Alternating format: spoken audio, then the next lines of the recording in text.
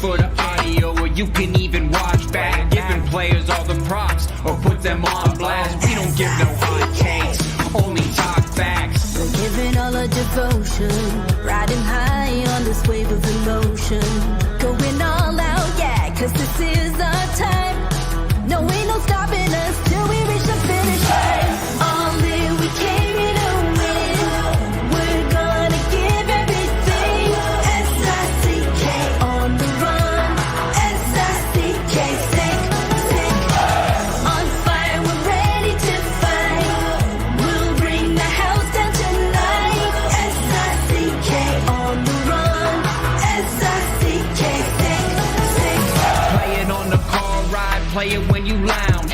X and O, you know that we can hold it down. Shout out to my man Sammy, got it off the ground. And to all the listeners tuned in right now, got debates, analysis, and speculation. This is sports talk for the new generation. You know where to find us, got a reputation. Sick podcast, your #1 sports destination. Giving all our devotion, riding high on this wave of emotion.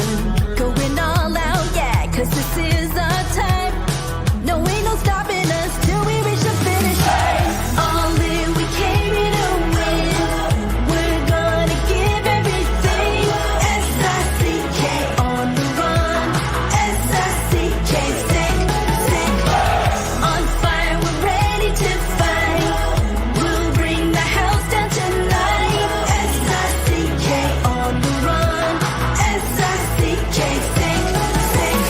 S-I-C-K is the sickest podcast. Tune in for the audio, or you can even watch back. Giving players all the props, or put them on blast. We don't give no hot takes, only talk back. S-I-C-K, S-I-C-K, S-I-C-K, S-I-C-K, S-I-C-K, S-I-C-K, S-I-C-K. All in, we came here to win. We're gonna give everything. S-I-C-K on the run. S-I-C-K, sick. S-I-C-K is the sickest podcast. Tune in for the audio, or you can even watch back. Giving players all the props, or put them on blast. We don't give no hot takes, only talk facts. We're giving all our devotion, riding high on this wave of emotion. Going all out, yeah, cause this is our time. No, ain't no stopping us till we reach the finish line. All in, we came here to win. We're gonna give everything. S-I-C-K on the run. S-I-C-K, sick. On fire, we're ready to fight. We'll bring the house down tonight. S-I-C-K on the run. S-I-C-K, sick. Play it on the car ride, play it when you lounge. X and O, you know that we can hold it down. Shout out to my man Sammy, got it off the ground. And to all the listeners tuned in right now, got debates, analysis, and speculation. This is sports talk for the new generation. You know where to find us, got a reputation. Sick podcast, your #1 sports destination. Giving all our devotion, riding high on this wave of emotion. Going all out, yeah, cause this is our time. No, ain't no stopping us till we reach the finish line. All in, we came here to win. We're gonna give everything. S-I-C-K on the run. S-I-C-K, sick. On fire, we're ready to fight. We'll bring the house down tonight. S-I-C-K on the run. S-I-C-K, sick. S-I-C-K is the sickest podcast. Tune in for the audio, or you can even watch back. Giving players all the props, or put them on blast. We don't give no hot takes, only talk back. S-I-C-K, S-I-C-K, S-I-C-K, S-I-C-K, S-I-C-K, S-I-C-K. Turn up your volume. Because you're about to listen to The Sick Podcast. With Tony Marinaro. 55 seconds left in the penalty, a minute and 27 seconds left in regulation time. Boston 4, Montreal 3. Lafleur coming out rather gingerly on the right side. He gives it into Lemaire, back to Lafleur. Oh! The sickest Montreal Canadiens podcast. You're in the ball! Sports entertainment like no other. Rejoint, on lui fait perdre la rondelle, une passe devant. Et c'est le dégagement, et ce sera la victoire des Canadiens. Coupe Stanley pour les Canadiens. Leur 23e de l'histoire. You found the dogs! John, you found the dogs! He found the dogs! And all together, they worked the young team to the top. And now, a 24th Stanley Cup banner will hang from the rafters of the famous Forum in Montreal. The Canadiens win the Stanley Cup. Brought to you by Energy Transportation Group. Driven to be different. La Vida TV. Embrace your true nature. And Playground, your premier gaming destination. It's gonna be sick. Marinaro, the Sick Podcast on this Thursday, February 8th. How is everyone doing? I hope you are doing well. The Sick Podcast brought to you in part by Energy Transportation Group, a leading full-service logistics provider serving all of North America, driven to be different. Also brought to you in part by these guys right over here, La Bite ATB. You see them brewed in Quebec and a winner of a dozen international awards. La Bite ATB offers quality microbrewery beers made with premium ingredients for everyone's taste. La Bite ATB, embrace your true nature. And also brought to you in part by Playground, with over 30,000 square feet of new gaming, dining, and entertainment space. It's time to reacquaint yourself with the new Playground. World-class sushi, AAA steaks, live shows, a brand new poker floor, and so much more. Located just over the Mercier Bridge, only minutes from downtown Montreal. Playground, experience the Strip without the trip. Speaking of which, next Saturday, not this Saturday, but the Saturday after that, on Saturday, February 17th, I will be at Playground. So will Agnello Cavallaro, and of course, so will Sammy Cavallaro, because it's going to be Sammy's first annual poker tournament, with proceeds going to Cure SMA, Cure Spinal Muscular Atrophy. It's going to be a night of poker, beverages, and good times, a lot of laughter, and a lot of Montreal Canadiens talk. I'm sure it all gets underway at 6 p.m. on Saturday, February 17th. To purchase your tickets, the number to call, write this down, is 514-219-2725. That's 514-219-2725. Special thanks to everyone watching on YouTube Live, Facebook Live, and Twitter Live, My Sick Army, My Sick Community. Without further ado, let's bring in a guy that is usually a regular collaborator on Wednesdays, but we're able to accommodate and get him on today on Thursday, of TSN, hockey analyst and director of scouting, Craig Button. How are you?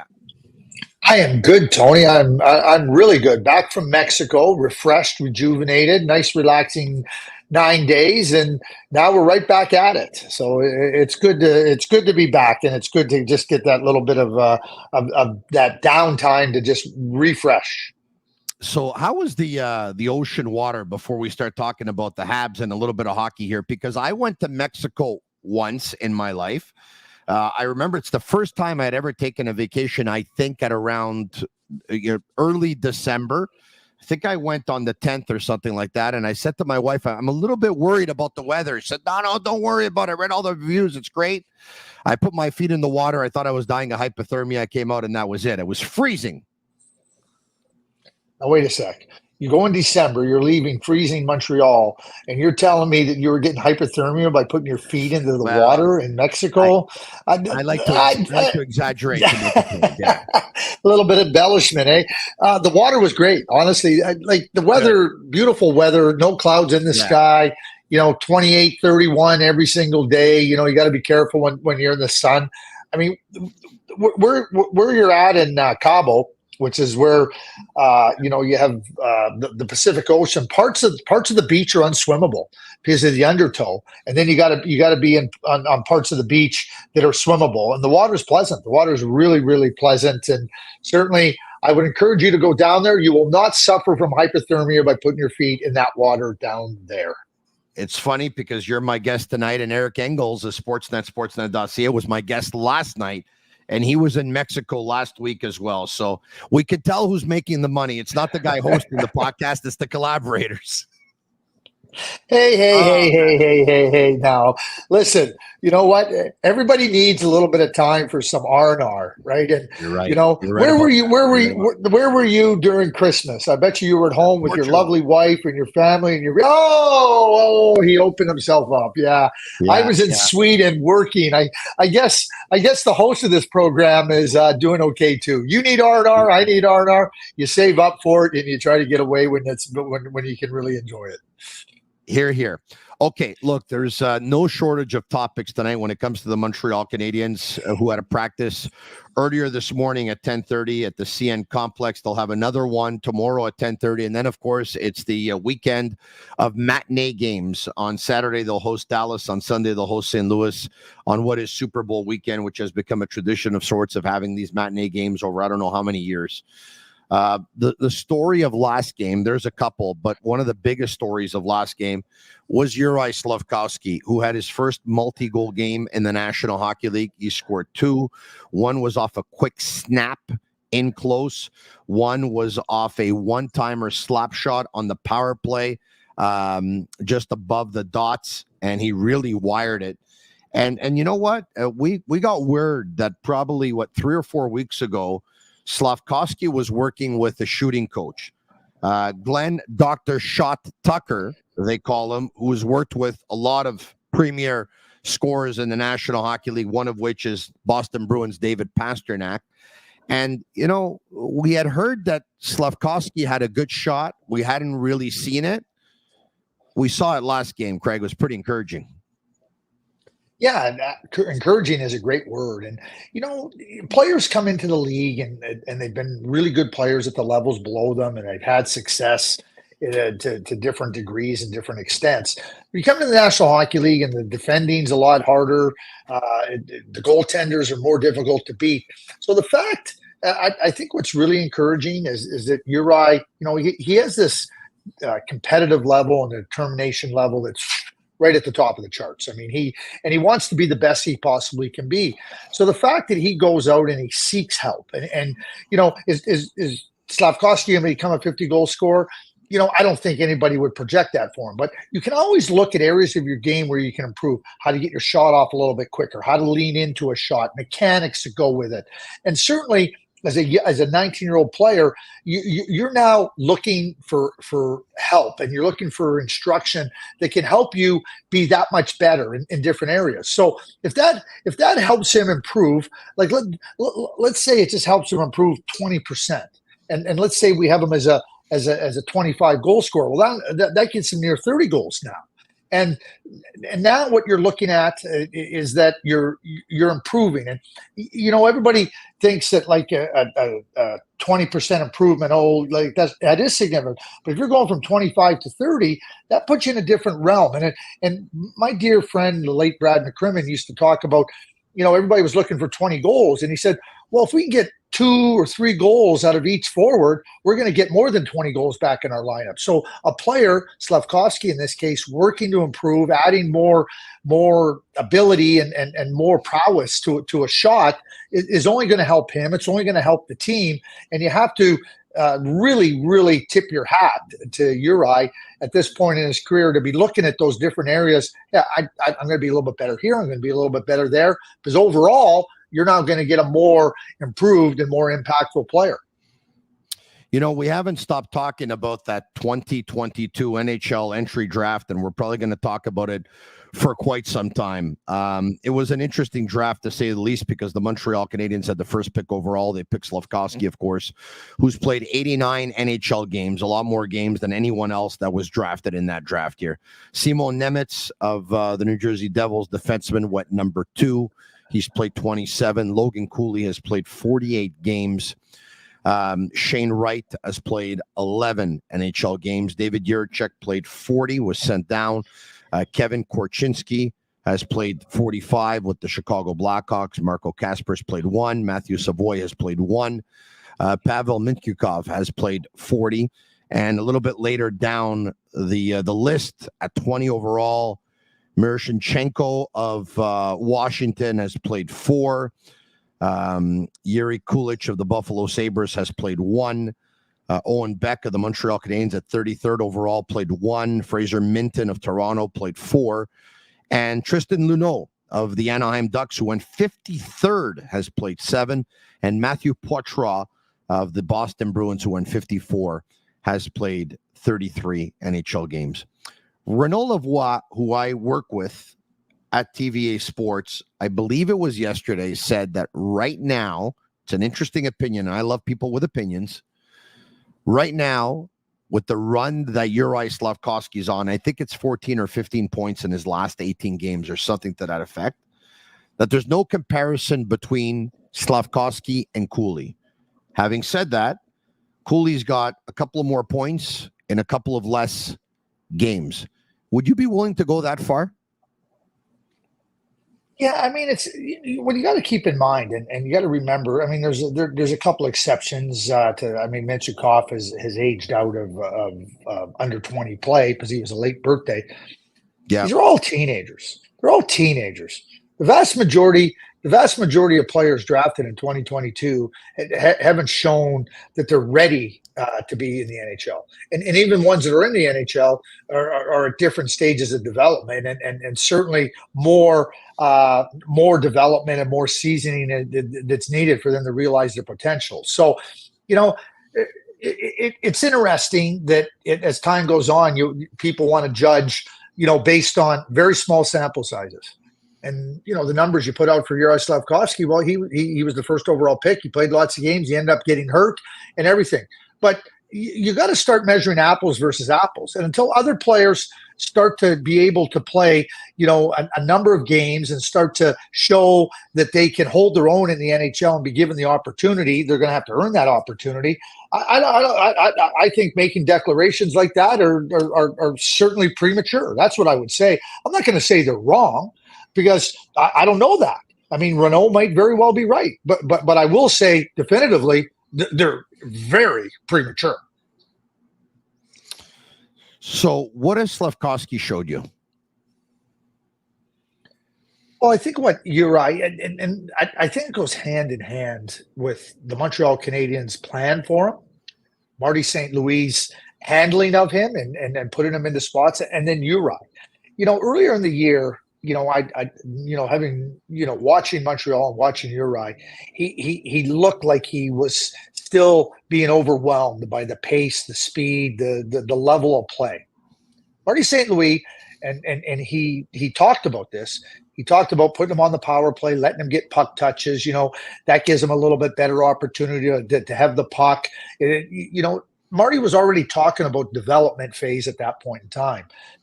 Kent Hughes talked earlier about, we're not sending him down. We feel that this is the best place for him to work. And, you watch and you can see at times that he's not able to be at the level of what you would call a really productive NHL player. But over the course of time, and, the game in LA, and I was on the broadcast that game. And the game in San Jose prior to that, back-to-back games, it was really impressive to watch Uri Slafkovsky. It was massively impressive to watch how you could see, a more assertive player and with it a more confident player, and that just feeds itself. It becomes a vicious circle. I'm more confident, therefore I'm going to be more assertive. I'm more assertive, I'm going to be more productive. I'm more productive, I'm going to become more confident, and it just feeds itself. And that's what I've seen from Uri. And we'd all, I'm guilty of it too. We'd all like to see a player and just say, okay, at this point in time, he is going to be that NHL player that's going to be productive.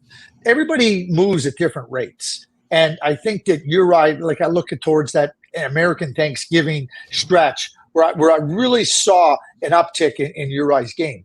But Marty St. Louis was very patient with him last year, very patient with him this year in terms of allowing him to not feel that like he's being diminished. And, Uri's a proud player. I mean, when you're a top pick and you've been a top player, you're proud. And Marty really handled that, I think, exceptionally well. And I think that you're starting to see the fruits of that.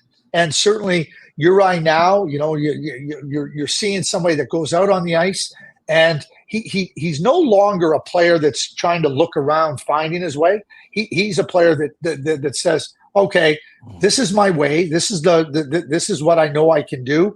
And I think that's only going to continue to expand.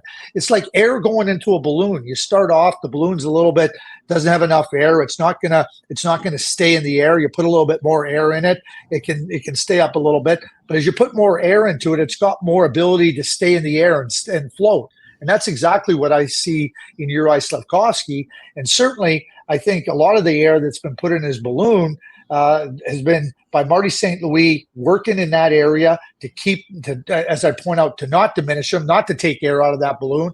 And I think you're seeing somebody that's really starting to float, so to speak, in a really significant manner for the Montreal Canadiens. One of the things we do when talking about NHL players, I think as sports analysts, we kind of do it for any sport and any athlete, is we have this tendency to try and find the comparable. All right. And in Uri's case, we talked about it. And, he said when he was drafted that he thought, the player that he'd want to be would be Mikko Rantanen. I'm going to take it a step further now and go from one player to one line. Suzuki, Caulfield, Slafkovsky. Do they remind you of any other line, and what kind of line do you think that they can be? Do you think that they have the makings, the composition, the chemistry to be a line full-time together? And on a Stanley Cup contender, I mean, where would they fit on the depth chart?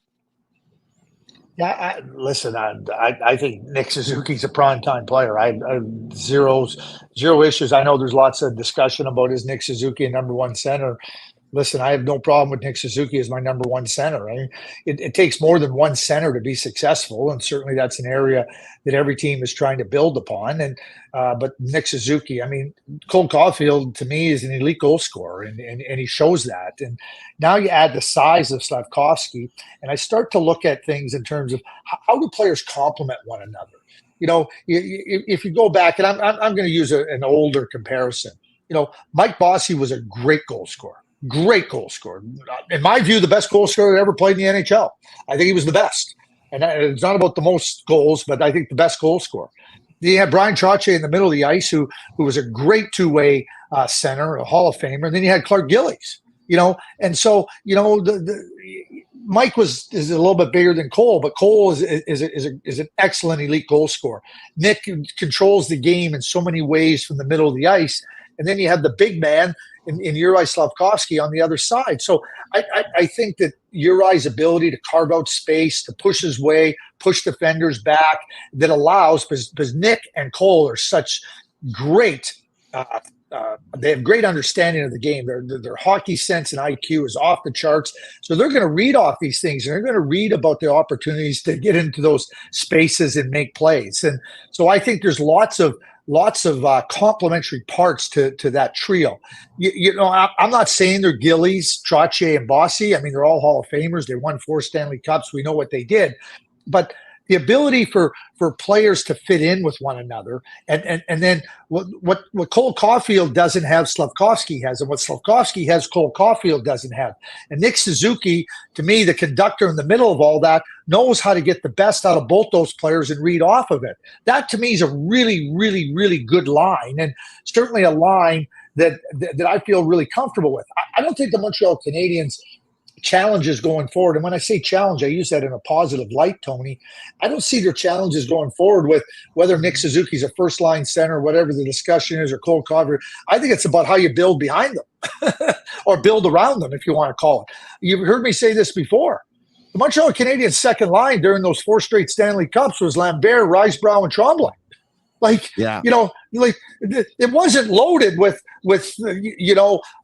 big points getter. And every team, and you got to look at what you have and understand, how you want to build your team and what you want to do to give your team the best chance. But I mean, Peter Mahovlich, who was an excellent player, I mean, I'm sure there was times when people said, is he a number one center? All I know is along with Jacques Lemaire, they made Shutt and Lafleur tick pretty good. And I think that's what Nick Suzuki does. I'll tell you a quick Mike Bossy story, if I can. The late, great Mike Bossy. When I started off in radio, Chevrolet was having an event. I think it was called Chevrolet Safe and Fun Hockey or something like that. Anyway, and they brought in, of course, some former greats as public speakers and to put their face behind the event and as ambassadors. And Bobby Orr was one of them, and Mike Bossy was another. And they asked me to MC the event. The organizers of the event did. So I emceed the event, and that's where I got to know Mike Bossy, because before we went out on the ice, we spent some time in the locker room. So we had a little chat, and so I got to know Mike, and we exchanged numbers. And Mike, at one point, I believe, was the sales director, if that was his title. If not, it was another title at Humpty Dumpty. And it wasn't too far away from my house. It was in Lachine, and I live in LaSalle. And every now and then I would give Mike a call, and he would say, come by. And I would go by, and I'd go in his office, and we talk about scoring goals, and we talk about power plays. Mike at the time had offered his services to several teams, but he really wanted to work with the Montreal Canadiens to help their power play as either a power play coach or a power play consultant. Unfortunately, that call and that opportunity never came. And I remember asking Mike if you can teach goal scoring. And because a lot of people believe that goal scorers are born and you don't become one. And he said to me, Tony, I believe goal scorers are born with something, yes. But what I can teach is I can teach a player how to get open. I can teach a player how to position themselves. And I can teach a player where to go, where goals are scored. I can also teach a player how to work on their shot, whether it's their wrist shot, whether it's their snap shot, whether it's their slap shot. And so Mike was a wealth of information. And for me, a young man who had broke into the radio world a couple of years in, I felt like I was going to Harvard University when I would go by and see Mike Bossy, and he would talk to me about, ability to get open, ability to score goals. How do you make a power play run? When the Canadiens' power play was struggling, he'd give me his opinion on what was not working with the power play and what should be done to fix it. Oh, man, I feel so privileged to have had those conversations, Well, you should feel privileged. Mike's brother, the late Pat Bossy, coached me in minor hockey. So, we had lots of opportunity to, Mike was only scoring 50 or more every year from the time he entered the league. So, I always felt fortunate. Yeah. And then he 38 or 39 when he had to retire. You talk about paying the price. He paid the price with his back. He just couldn't do it anymore. One of my favorite stories about Mike and my dad was running Central Scouting, and this was in his draft year in 1977. So I was 13 or 14 years old, and I tagged along with my dad. We were going to Trois-Rivières, and Michel Bergeron was the coach. Yeah, Laval was a middle of the standings team, and they had Mike, who was a great player. And Trois-Rivières was tough and talented and good, and the game was very different back then. Anyway, we go into after the game. My dad says, I got to go down after the game, and I got to talk to Michel. So I tag along with my dad, and we're in the coach's office, and Michel comes in, and it's one of those games. They knew they had to stop Mike Bossy. Trois-Rivières, I believe, won, but it was a tough, hard game. And I'll never forget, they're talking about Bossy, and Michel Bergeron stands up. He goes, my father's name was Jack. He goes, Jack, he goes, I tell you this. He goes, you could take your stick and hit it right over the top of Mike Bossy's head. He would still score 3 goals. Mike Bossy wasn't only a great goal scorer. He was tough, and he paid a price. He paid a price where he couldn't have a longer career, because if anybody was going to score 1,000 goals in the National Hockey League, it was going to be Mike Bossy. That's who was going to score 1,000, because what he was able to do.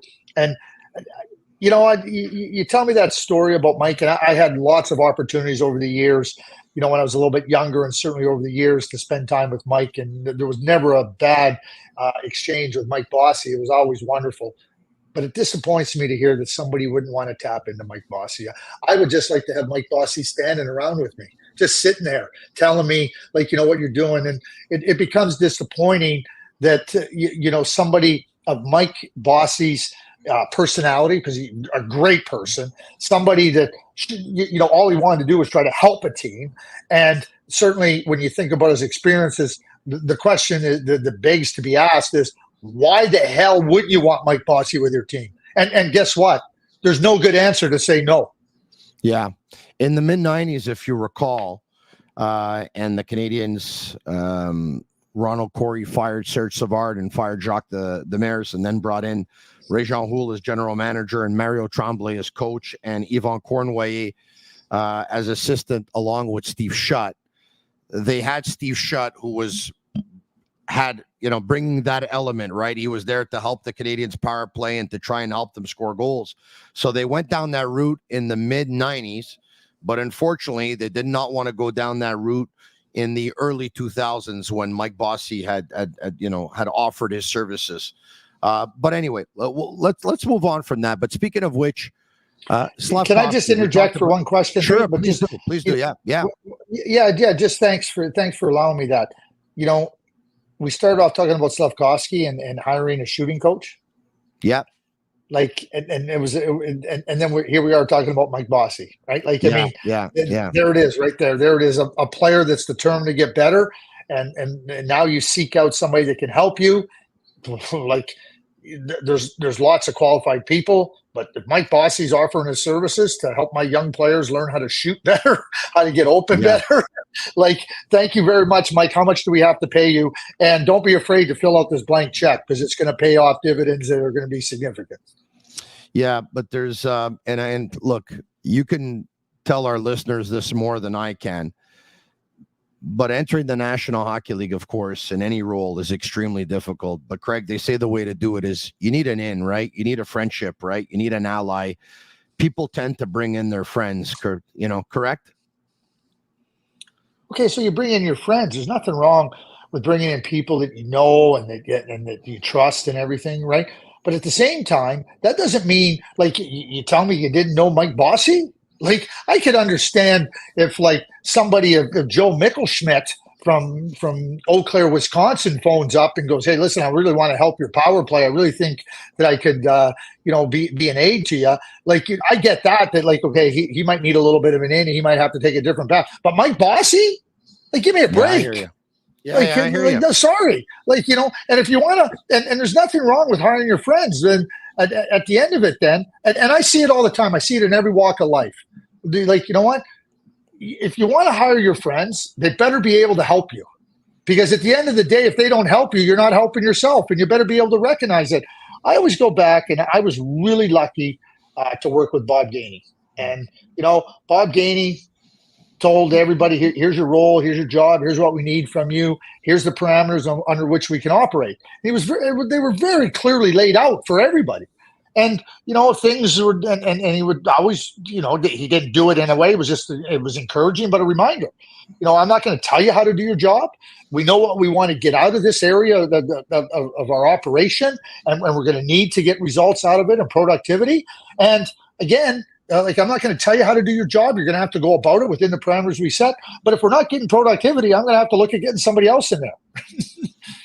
Pretty clear, right? And too many people in every walk of life, Tony, don't do that. People, have you heard the term people fall upwards? There's a lot of people that fall upwards that are incompetent. A lot of them are in the NFL. We started this conversation on Slavkovsky, of course, a former first pick overall a couple of years ago. Speaking of picks, the Canadiens now have 23 picks in the next couple of drafts. It's asset management at its best. At the same time, this is something that used to happen later on in the Marc Bergevin regime as well. Asset management, trying to move a player and get 2 assets back, move a player, get 3 assets back, and then all of a sudden they pile up. But it only ends up being fruitful, Craig, if you end up drafting well and you end up developing well. Now, we know the Canadiens, it's pretty encouraging what's going on with their development and their development department. The drafting is still up in the air because when it comes to drafting, it usually takes about 5 or 6 years before you can come to some kind of conclusion as to what you drafted and what the product is. But Kent Hughes took a little bit of heat by some when he traded Monahan, he got a first-round pick, and a lot of people said, why didn't you go after a prospect? You've told us all along you wanted to accelerate the rebuild. You can accelerate the rebuild by getting prospects and not first-round picks. He answered, well, the prospects that I asked for, the teams that I spoke to told me, no deal. So he took the first-round pick. But let's keep in mind, and it's something that you've talked about on a couple of occasions as well, how did they get Newhook? Couple of picks. How did they get Doc? A couple of picks. I think it's safe to say these 23 picks, they're not going to draft them all, and they're going to try and repeat the Doc Newhook experience. I think they have to. I don't think it's speculation.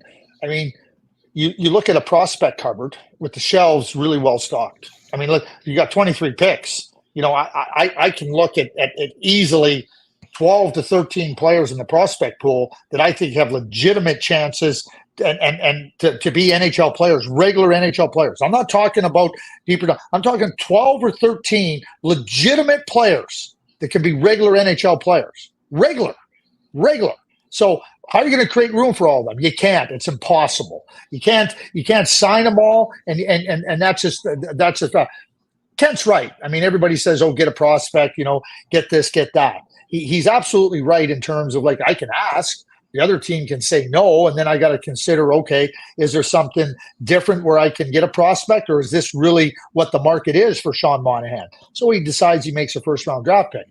And it doesn't all have to happen now. It doesn't have to happen leading into the trade deadline. But what has to happen for Kent Hughes and the Montreal Canadiens is we talk about draft capital, and I'll just use that term. They have draft capital. They can't use it just on drafting. They have to use that draft capital, as you pointed out, Newhook, Doc. They have to look at what they want to try to acquire, where they want to fill in different spots on their team, what the timelines are for some of these prospects. You're right. The 24 draft, the 25 draft, you're looking at 28, 29 before you can really legitimately start to say that these players are going to, and you're going to need players in 28 and 29. So I'm not suggesting you're trading all of them, but what you got to do is look at where you're at with your prospect pool, where you're at with your current team, and then look at where opportunity presents itself. Because there is going to be a lot of opportunity for Kent Hughes to be able to use his draft capital to exploit opportunity. There's teams, the salary cap's going to go up, but there's teams that are still going to be sitting in spots where they're looking at players. Do we want to pay them that much? What's their arbitration case? Somebody else says, no, that's a player we're going to take a chance on. And certainly that's where the Montreal Canadiens, Kent Hughes and his management group can go. But they've drafted well. They continue to develop well. They acquire picks. Now those things have to translate itself into the on ice and certainly to what you're going to do to make your team better. And we use terms like accelerate the rebuild. I mean, you can't accelerate the growth of young players, but what you can do is give them a little bit more, what I call of some bumper space, where they can, be in the minors and grow. You don't have to rush them into the lineup. They can continue to grow. I'll go back to the 70s, and you go back to Sammy Pollock running the team. I mean, a lot of those players were in Nova Scotia. They were with the Nova Scotia Warriors, working. They had players. I mean, Sammy had lots of first-round picks and second-round picks in Montreal. There was unlimited picks. You could keep drafting until you decided not to. But they also had the insulation for those young players to grow. And I think that's something that works all together. It's not just about saying, and I've used this analogy, Tony, is that, we've all been to events where you get drink tickets. You buy drink tickets, you buy a roll of drink tickets. They say, here's 10 for 25, right? Well, at the end of the night, if you still have 4 in your pocket, they're not worth anything. You've already spent the money. And that's what I would say about all these draft picks. You have them in your pocket. Now you got to figure out how you're going to use them to improve your team. Yeah. Nova Scotia Voyageurs, Yvon Lambert, Larry Robinson. Yes. Who was there else? There was Steve Ken Dryden. Ken Dryden. Bunny LaRock. They went down. remember, they were drafting players at 20 back then. So 20-year-old players were going down there and playing, right? And you would think that they might be a little bit more ready for the NHL, but they went down there and they played and they were developed and understood what they had to do. I mean, Guy Carbonneau talks about it all the time. He was a top scorer in the QMJHL in Chicoutimi. And he was down playing, and John Brophy was the coach. And John Brophy said to him, Guy was getting a little bit. I mean, he was a very determined person, still is.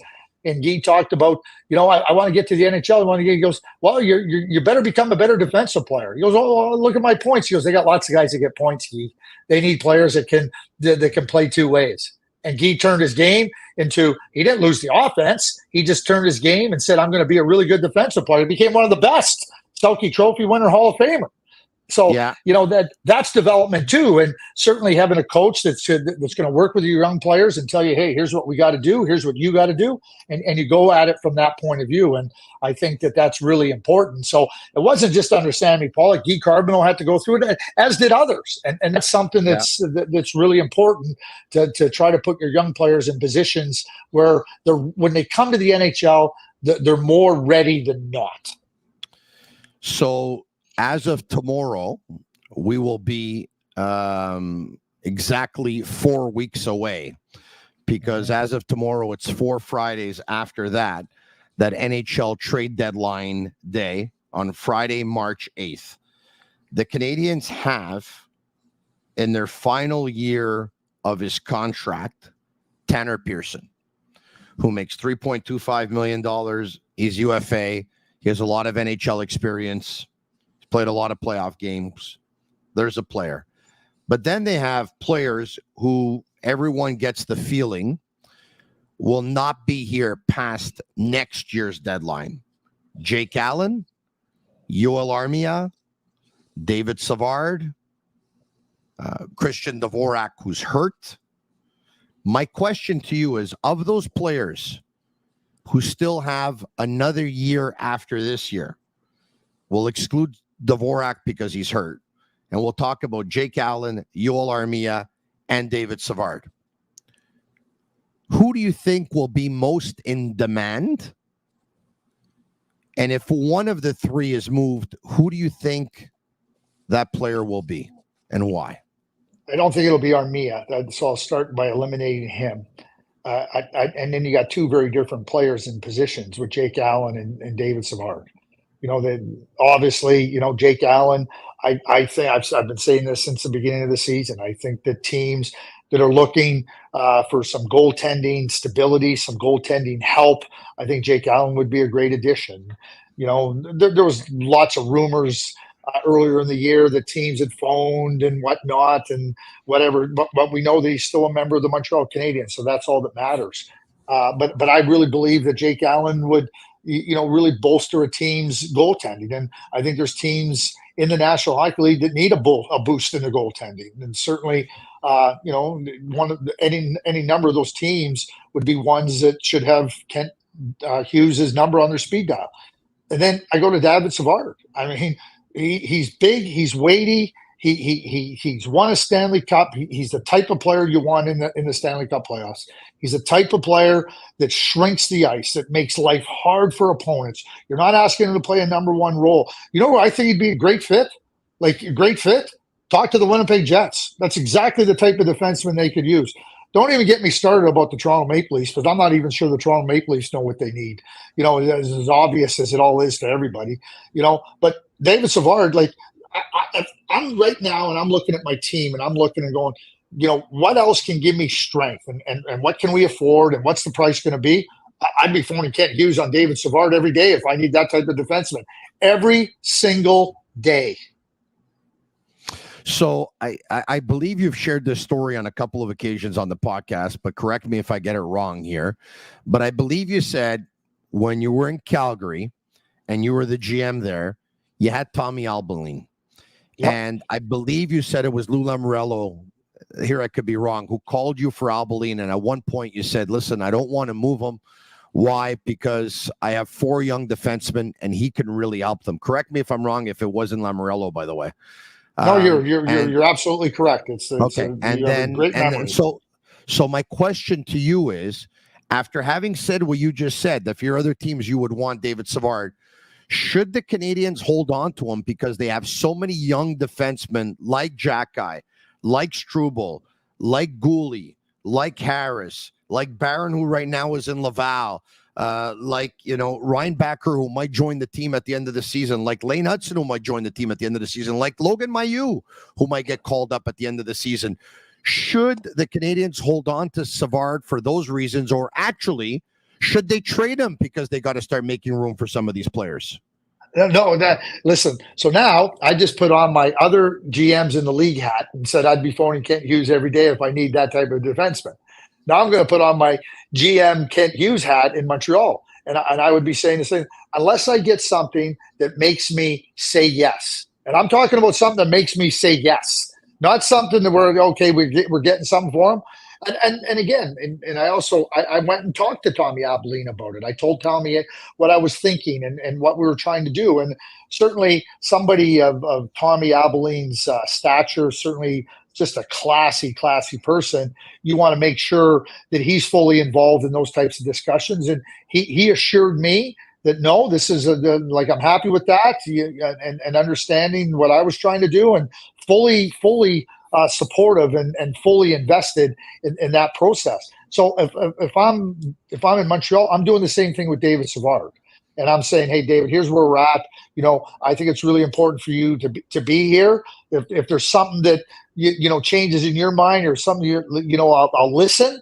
But unless I get something that's really, really significant, which is what I told Lou, and Lou joked a little bit, but I mean, Lou did respect it once I told him what I was doing. That's what I would be doing. But if I'm Kent, I'm keeping David Savard. I'm not looking to move David Savard. So now I'm wearing the GM's hat in Montreal, and I'm wearing the GM's hat elsewhere. I'd like for Kevin Shovel day off. I'm trying to find a way to get David Savard. If I'm the Tampa Bay Lightning, I'd like to get David Savard back. I know that Sergachev's a left-handed defenseman and not a right-handed defenseman, but after losing Sergachev last night, David Savard won a Stanley Cup with you, so there's familiarity there. He would not have to take a long time to get settled in. He'll probably go live at the same place he was living last time. Who knows? But I mean, if I was that's Tampa a perfect example. Yeah. And now space has been created with long-term injury, right? So the cap goes up, you have that looked like a very serious injury for Sergachev after coming off what I believe was a 17-game absence. Gets hurt in his first game back. So there's room. You got to have room, and certainly David Savard's contract, if Sergachev is out long term, which it certainly looks like he's going to be, you can fit him in.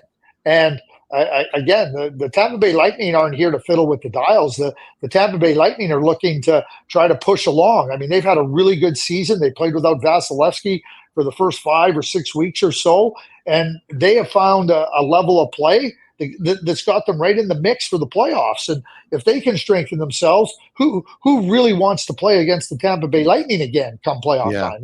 It's not a fun exercise if you're a team looking to play a team with what I call the hardened lessons and the hard scars of playoff hockey. So that's another good example. But if I'm a GM somewhere else and I look at my team and I go, how do I strengthen my blue line?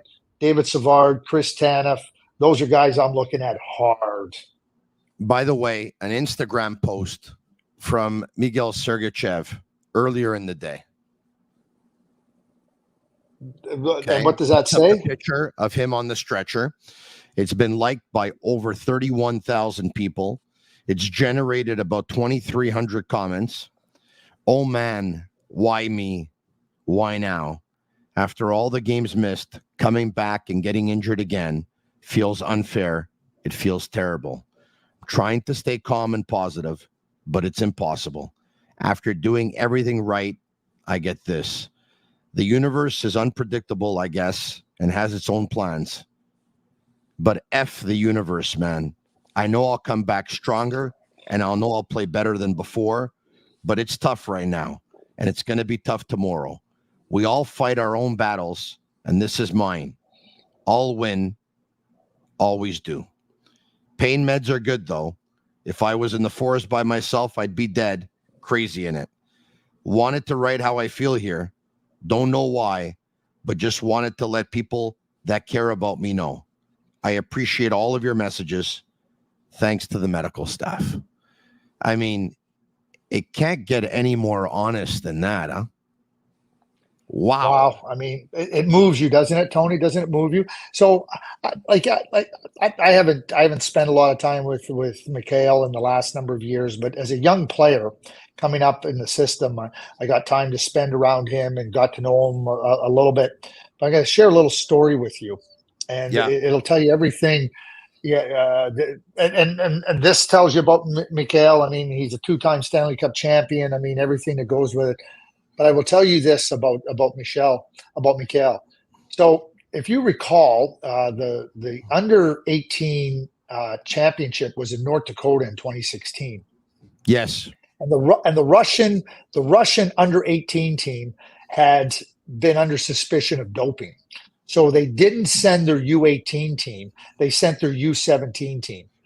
And that U17 team, Klim Kostin was the captain of the U17 team. And the reason I bring that up, so they sent their U17 team, and you know, there was relegation there. Mikhail was playing in Windsor, and Windsor, and he, along with a few other players, I think there was 4 of them that ended up going and playing. They were under 18 players, not under 17, but they went and played with Russia. And a lot of people told Mikhail, they said, why would you go and play there? You're playing with young guys. You're going to get beat up. You're going to hurt your draft status. And this is what Mikhail said. He said, you know, my country has given me a lot of opportunity to advance my career, to given me a chance to be the best player I could be. He says, they need my help right now, and I'm going to go there. He goes, you know, however the draft turns out, I'm going to go there. The second part of that is, then they asked him to be captain. And he said, I don't know these players like Klim knows them. He says, I'm going to support Klim. Klim should be the captain of the team because he's been the captain of this group and knows these players better than me. So what I'm going to go and do is try to help my country maintain in the top pool, and I'm going to try to support Klim Kostin. I don't know what more you need to know about Mikhail Sergachev. No. And look, I don't want to rehash it, but I mean, I love Jonathan Drouin when he was at Tampa Bay Lightning. I thought he was a tremendous talent. I thought he was an unbelievable power play player. He was a tremendous talent going back to junior hockey, of course, when he played on the line with Nathan McKinnon and the Halifax Mooseheads. I don't have to tell you that. And when the Canadiens got Drouin, I was ecstatic because I was told by people very close to him that this is exactly what Drouin wanted. He wanted to be traded to the Canadiens. It was his lifetime dream, and Drouin was going to perform extremely well under pressure. Unfortunately, we all saw what happened. He caved under the pressure in the spotlights of Montreal. He absolutely caved.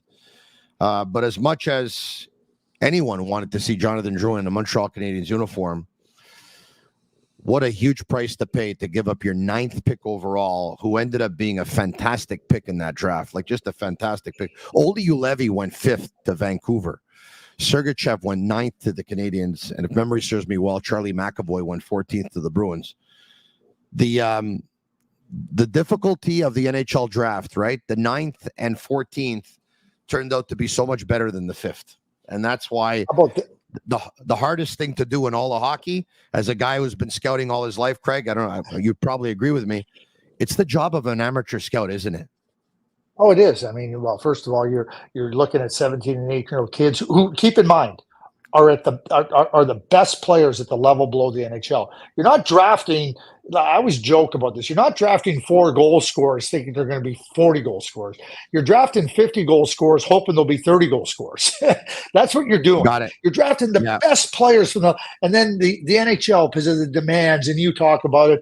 And I watched Jonathan play from the time he was 14 with the Lac St. Louis Lions, and certainly an immense, a talent that doesn't come along very well. And certainly you don't know how players are going to respond to different pressures in different situations. And you might look and go, I want to play for the Montreal Canadiens more than anything. Then you start to think about what it means and everything. But and that happens. But how about this one, Tony? How about this one? At 4 were the Edmonton Oilers. They had the jersey with Sergachev's name on it. And at 3, Columbus chose Pierre-Luc Dubois. And Then the Edmonton Oilers panicked and took Puljujärvi. Think about Mikhail Cheryshev in Edmonton. So you can talk about a trade for things, and so that's a fact. That's a fact. That's a massive mistake. Yeah, Sergachev in Edmonton instead of Puljujärvi would have made some of their goalie problems of the last couple of years seem a lot less. And who knows, they probably would have been able to win the Stanley Cup by now or would win one in the very near future. Hey, in ending, and this has been always so much fun. So we know that if you're another GM in the National Hockey League, you want David Savard. If you're Kent Hughes, do you trade David Savard? He's got a year left on his deal after this year at $3.5 million. You have young defensemen. He can groom them, but you have to make room for others. Do you trade David Savard? No, I don't. And like I said, I would include David Savard in the conversation. I would tell him what I'm thinking. I would tell him, hey, listen, you know what? You're a really important part of our team. You're really important for our young defensemen. Keep in mind, all the defensemen you just mentioned all can be in the minors. It's not like you have to make room for them on your National League roster and you're worried about them losing them on waivers or whatnot. They can all go play in the minors. And we just talked about the Nova Scotia Voyageurs. There's nothing wrong with them going and playing in Laval. So, go there, round out your game, get your game to a higher level, become more NHL ready. And you want to be more NHL ready when your opportunity comes. And I think that David Savard would absolutely be that player that I want to be, that insulation, that player that can help our younger players, that they can look to and just say, hey, listen, we got him. Because the other part of this too, are you going to throw that on Michael Matheson now by himself? Because now you're also going to isolate Michael Matheson. And do you want to do that? I want Michael and I want David too there to work with the young defenseman. Caden Gooley's going to be a year older, and I think the world of Caden, and certainly now he'll be able to take on a little bit more. But when you start talking about Reinbacher and Mayu and even Struble and Lane Hudson and these players, they all can't come in your lineup. And I didn't even mention Jackeye or Harris or Barron. Yeah.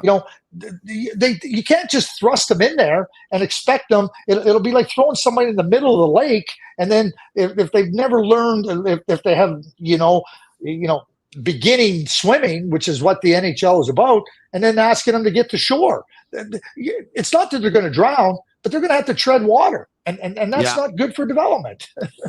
The biggest question of all in ending, it's the last one. Okay. Chiefs or 49ers? Oh, listen, I'm all in on the Chiefs. I'm all in on Travis and Taylor. And hey, listen, it's a love story on the field, back-to-back Super Bowl championships for the Chiefs, and it's been a love story off the field. I mean, it's great. And I want to say this. I'm like you, Tony. I'm watching all the shows, and everybody tells me about the San Francisco 49ers. Never once, not once, in their championship game versus the Detroit Lions were they able to stop them. The Detroit Lions stopped themselves. Dropped balls when they had first downs. A fumble. The San Francisco 49ers defense never stopped the Detroit Lions, and they're not going to stop the Kansas City Chiefs. Yeah. As someone who has... Uh-oh.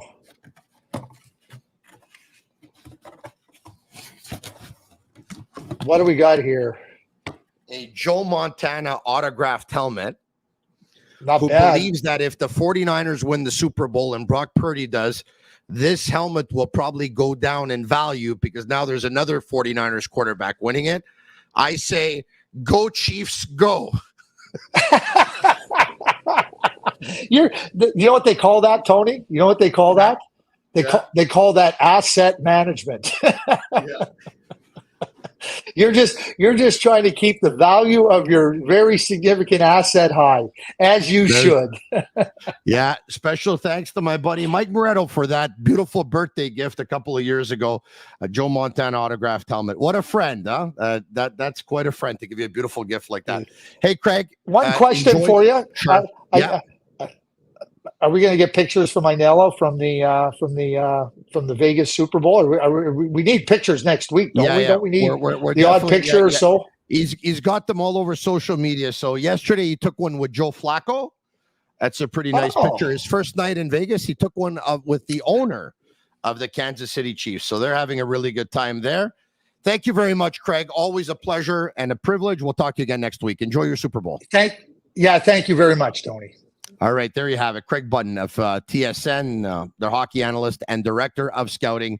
Once again, special thanks to Energy Transportation Group, to Labita TB, and to Playground, our proud partners and sponsors. Love you all. I want to send a special shout out as well to Charlie Cabrera over at OptimalStretchClinic.com. He takes care of my stretching. And as a matter of fact, earlier today, he was my personal trainer. I went in at 10 o'clock this morning and trying to lose the stomach again. So he had me doing planks. He had me doing some cardio. He had me doing some weights. He had me doing some resistance bands. He had me doing everything. And yeah, thank you, Charlie. I appreciate it very much. All right. And thank you to all of you watching, my Sick Army, my Sick community, all your fan engagement, your comments. If you like it, share with your friends. Comment Sick, S-I-C-K. Once again, please leave us a 5-star review on Apple. It's our way of feeling the love. Franiello, Sammy, and Juliana at Master Control, who are back or still in Vegas. They're Cavallaro. I'm Marinaro. Have a great night, everyone. And that's a wrap. Hope you don't miss us too much until next time. Follow the Sick Podcast with Tony Marinaro on YouTube, Instagram, Facebook, Google Play, and Apple Podcasts. The Sick Podcast is brought to you by Energy Transportation Group, driven to be different. La Vida TB, embrace your true nature. And Playground, your premier gaming destination.